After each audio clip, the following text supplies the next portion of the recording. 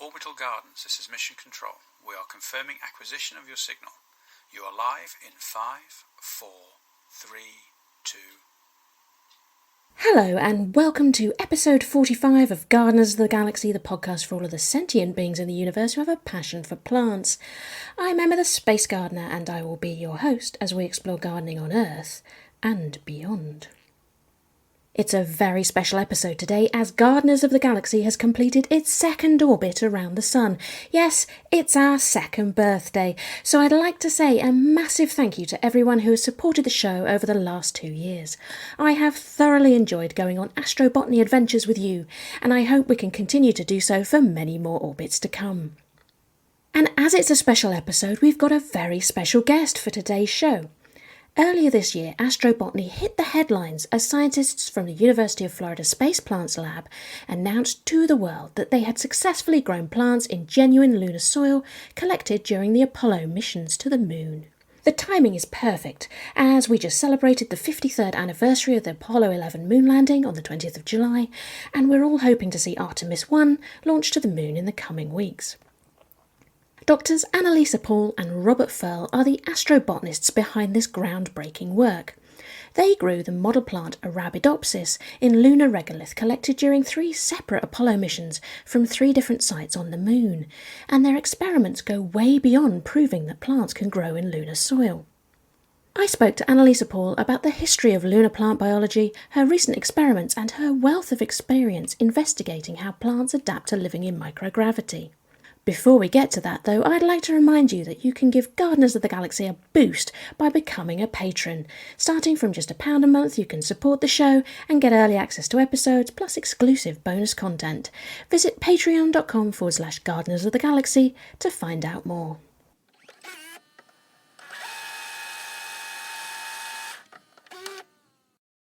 Hi Annalisa, welcome to Gardeners of the Galaxy. It's great to have you on the show today. Thank you. It's an honor to be here. Very happy about it. So, you and your colleague Rob Furl have done some brilliant research recently, but I wanted to just have a look at some of the history behind that. And I guess people would be quite surprised to learn that all these years after the Apollo moon landings, NASA hadn't really done much experimenting with plants on moon rock. They did do a little bit, didn't they? Can you tell us about the early history of plants? So plants actually played a very big role in the early Apollo history. Now, you are correct in that plants have never been grown in lunar regolith, that no one has studied from the plant's point of view what kind of responses you would have growing in lunar regolith. However, plants did play a very big role in that back in the very early days, nobody knew that regolith and any materials from the moon were not dangerous or not toxic.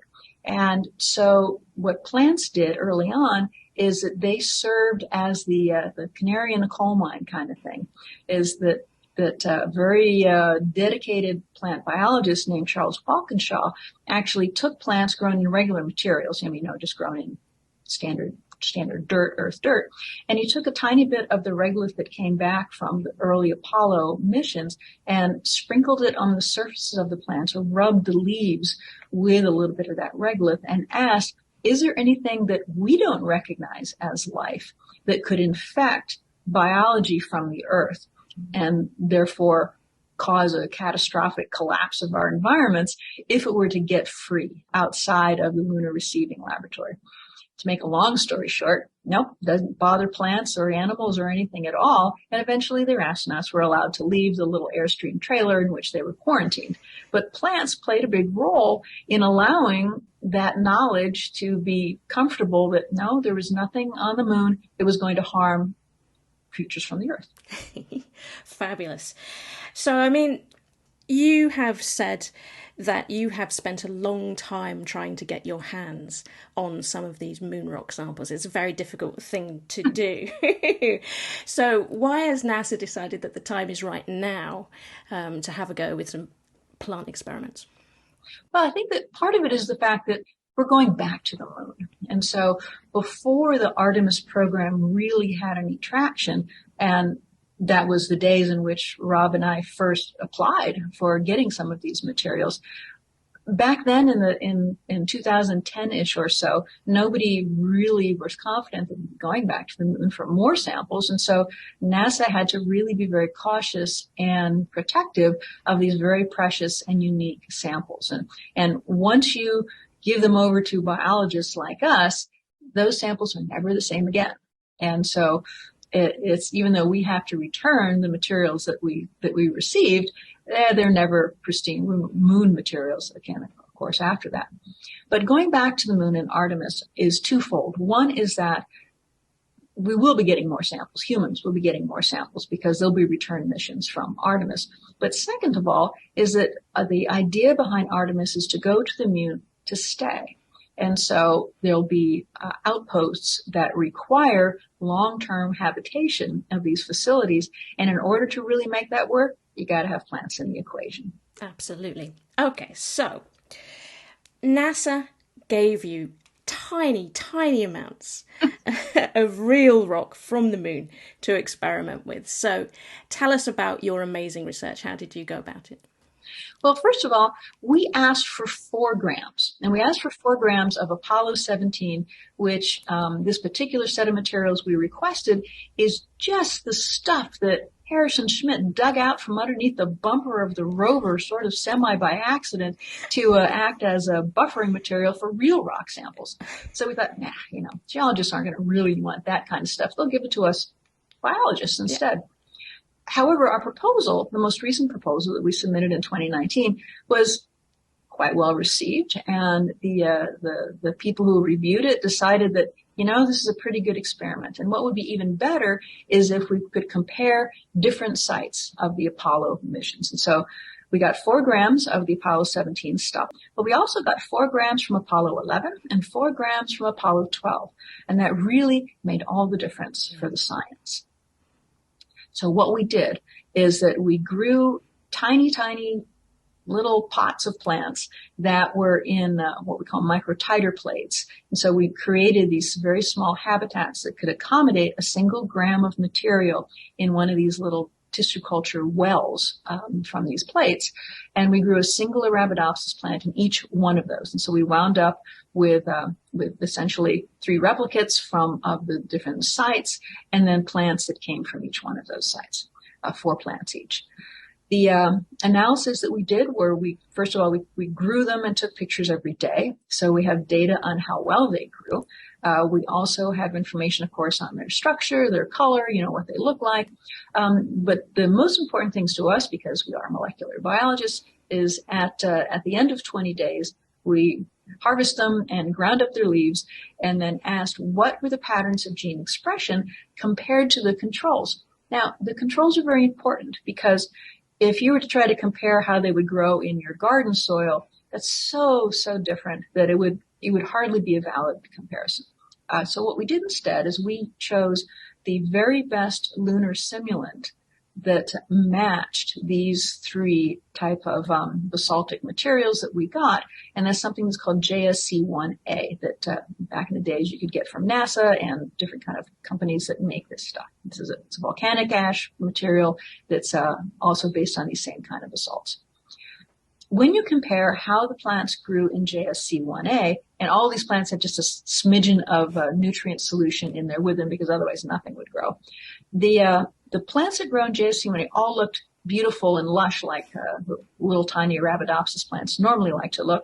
But the plants grown in the lunar materials had varying kinds of responses. In general, the plants that grew on the Apollo 11 soils, or Bregalis, were the scrawniest and the least happy about growing there. And the plants that grew in Apollo 12 were probably the happiest of the plants growing in lunar regolith. And the patterns of gene expression also reflect this, in that the genes that were associated with the ones growing in Apollo 11 showed a lot more patterns of what we would associate with stress responses, especially things like what we call reactive oxygen species and also metal stress and salt stress. The Apollo 12 ones did as well, but not as much as the Apollo 11s. So the first thing that we learned is that even when plants look pretty healthy, they are turning on a number of different genes that are enabling them to to look healthy, enabling them to grow and to respond. But in order to do so, they have to pull a lot of tools out of their metabolic toolbox to enable them to metabolically adjust, to physiologically adapt to that new and harsh environment that is totally outside their evolutionary experience. And so some of the things that they turn on may not be exactly right, but they're essentially doing their quote best to adjust to something they've never seen before. And we found that the Apollo 11 samples, probably what is behind the fact of why they're not growing so well, is that those samples are far, far older. In other words, they've been exposed to the surface of the moon for maybe 1 billion years longer than the samples on Apollo 12. And during that long time of exposure, they've become sharper and finer and more glasses, more sharp edges, more reactive surfaces, and a lot more things like nanophase iron, these elemental iron that is a strong component of the solar wind that gets deposited on the surface. And all of those things contribute to an environment that is far harsher to terrestrial biology than the, relatively speaking, younger materials of Apollo 12. Okay, so does that tell us that, as on Earth, there are different soils in different places on the moon and we need to be careful where we put our garden? Or does it tell us that we need to dig down deeper under the surface and get at something fresher? Well, my geology colleague, who was also an author on this paper, Stephen Alardo, could probably tell you that answer more precisely. But in general, what that means is that we do have to pay attention to where we draw these in situ resources that we're envisioning using in a lunar greenhouse. But it also tells us that there are things that we need to pay attention to as we use those materials. And so, for instance, if you talk about even this elemental iron doesn't exist in Earth because as soon as you hit it with water and oxygen, well, it's something else. And so it doesn't take long to what we would think of as conditioning the regolith, because as soon as you add water and air and mix it up, you start to de-sharpen those edges. You start to break along those fine fibers of glass. You oxidize the metals and things that are in there. And biology itself, of course, transforms the materials in which they grow. That's essentially how we go from, you think about the classic example of the Krakatoa, where you have a completely sterilized island in the Pacific. It doesn't take long for life to return. And life itself conditions the materials around it, making the next succession of creatures in biology, whether they be bacteria or plants or crabs, make it a more hospitable place to live. And that's what will happen with the lunar regolith that we use in greenhouses on the moon.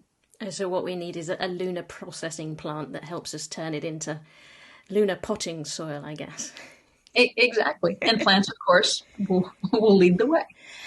Yes. Is it going to be like it is here on Earth, where we start with pioneer plants that are more adapted to this kind of activity, and they'll turn that into something that is a little bit more friendly for things that are more useful to us, do you think?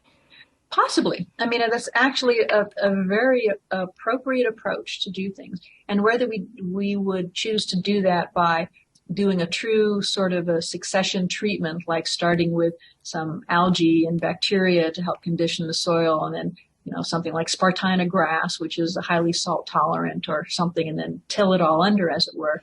Or just start straight with something like our first crop will be spinach, which is more salt tolerant than, say, broccoli. And then, of course, allow the successive plants to, with each generation, prepare it for the next rotation, much like you would do on Earth. You plant a cover crop of alfalfa before you want to plant wheat, because you want to enrich the soil with nitrogen. So there's many adaptive processes that can be used even before we start thinking about things like genetic engineering.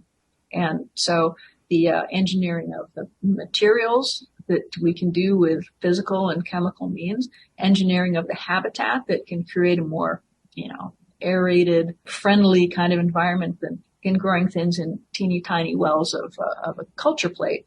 And then, of course, the biological engineering that could be done in addition to choices that we have of readily available crop plants and other species that we could use. Okay, so do you think that the first plants to grow on the moon, will they be something like Arabidopsis just as a test, or will we be taking something a little bit more useful? I think the first plants will be Arabidopsis. However, I think that it's so compelling to grow something a little more relevant than Arabidopsis that those will come in someone's pocket as well.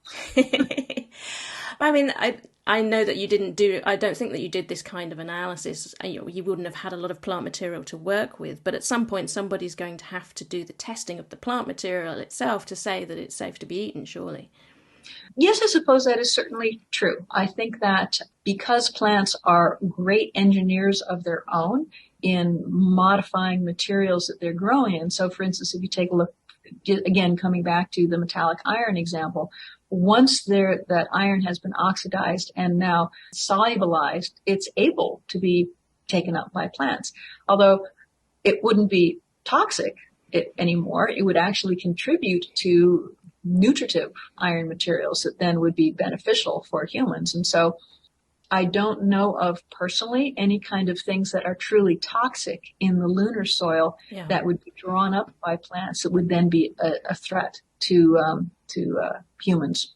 But yes, you're right. All those things would of course have to be tested.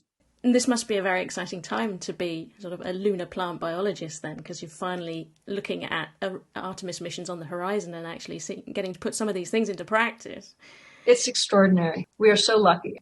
When Rob and I were first looking at the very first sprouts, just a couple of days after they were planted, we really didn't know whether they would all grow. We didn't know whether the first set would be stunted or behind or anything. And so when we first looked at them and all of the seedlings were growing and they all looked fine. They all looked like the controls. They all looked like normal little Arabidopsis plants at that age.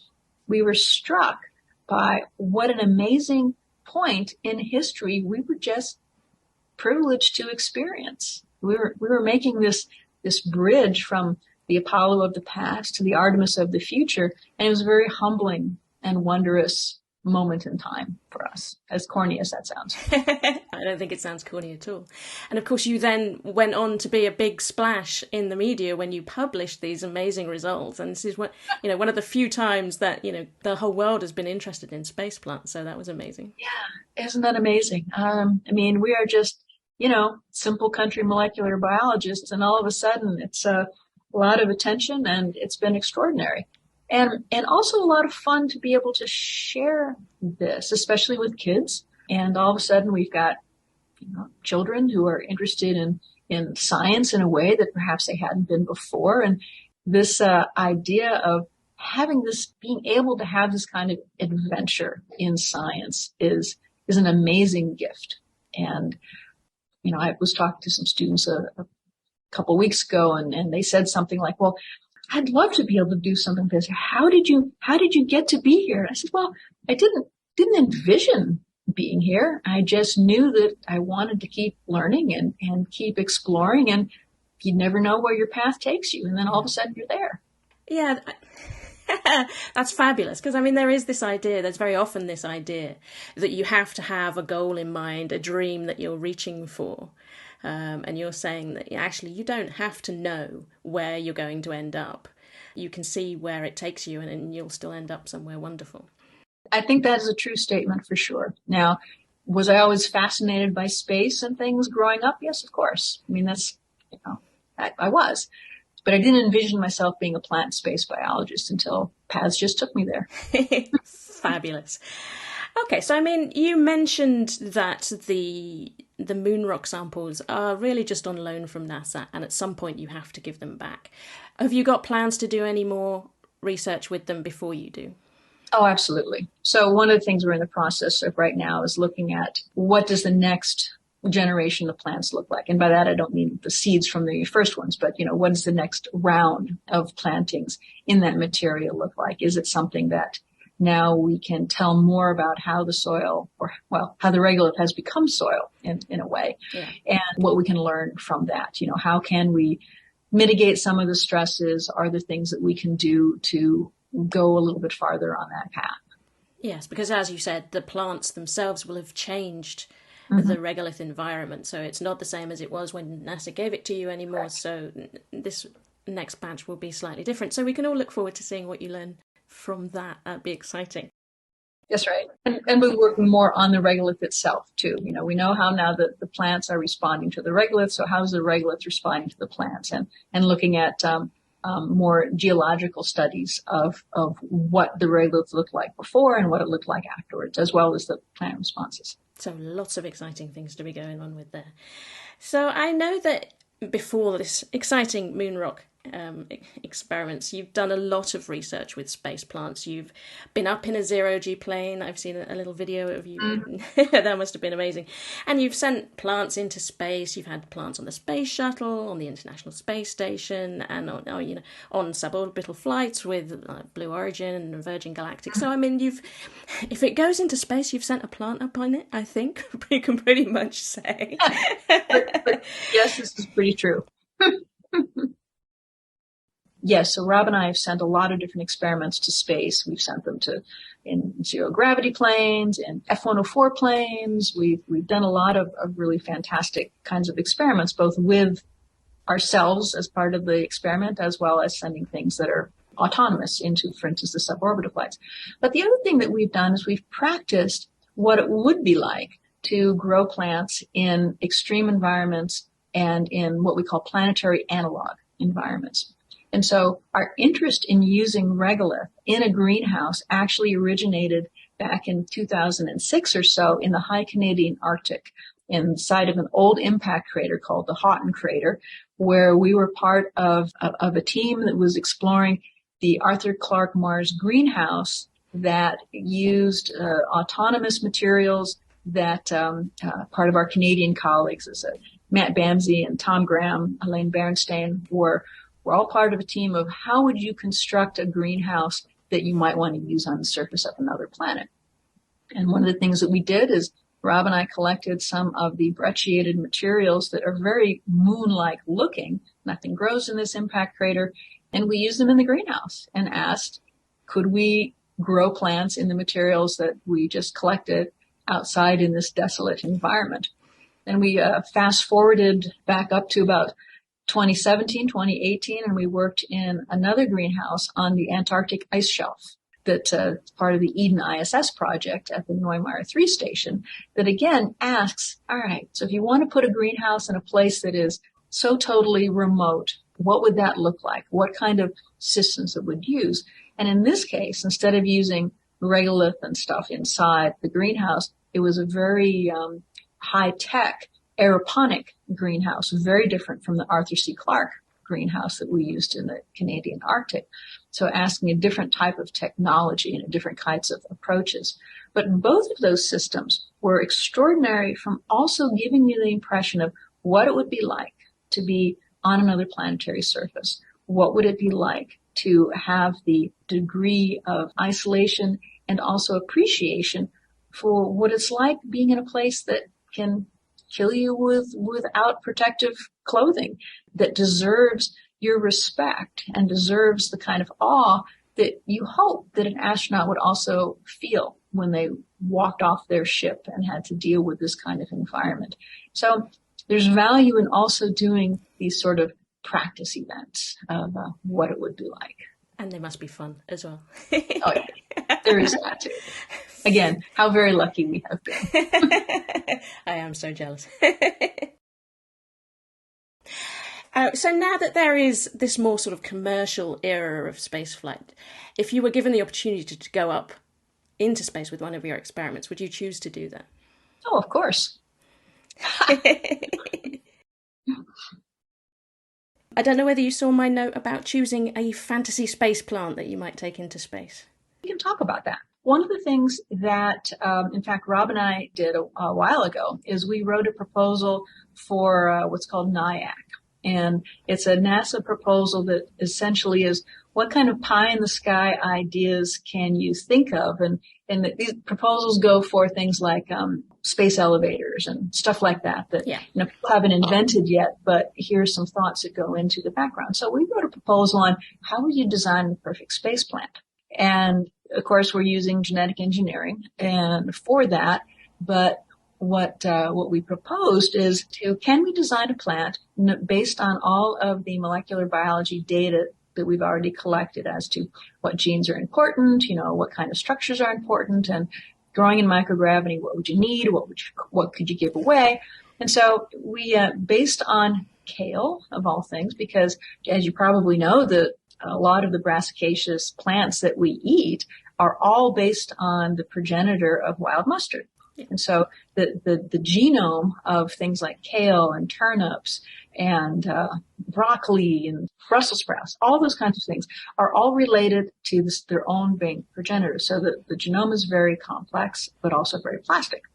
So what if we designed a plant using that basic genetics, which is also shared predominantly with Arabidopsis, what we've worked with, a plant that is a vining sort of thing that you can eat the leaves, you can eat the thickened stems, you can get seeds that make oil, all those kinds of things. So roll together all of the characteristics of the standard plants that you think of that can provide high levels of protein, high levels of starch, and then oil in the seeds. And so that would be our fantasy plant of trying to make something that you can eat. Every portion of would be easy to grow, and in microgravity you wouldn't need to have a lot of structure to it and things. Ah, fabulous. So I guess that didn't get funded. Or is that recent? No. Just a little too out there. So far, it'll have its day. No, that sounds brilliant because, yes, as you say, there's so many different kinds of plants in the brassicas. There's so much genetic potential there. That's a really good plant to choose. It really is a pleasure to be able to have these kinds of conversations that you've initiated and others. And it's a wonder to be here. Thank you so much for coming on the show and sharing your amazing research, and good luck with your next round of Apollo moon regolith experiments. Thank you so very much, and I appreciate the opportunity to talk to you. I'm sorry that my colleague Rob Furl couldn't join us, but it was a wonderful experience. Thank you so much. Thank you very much. It's been such a pleasure to meet you.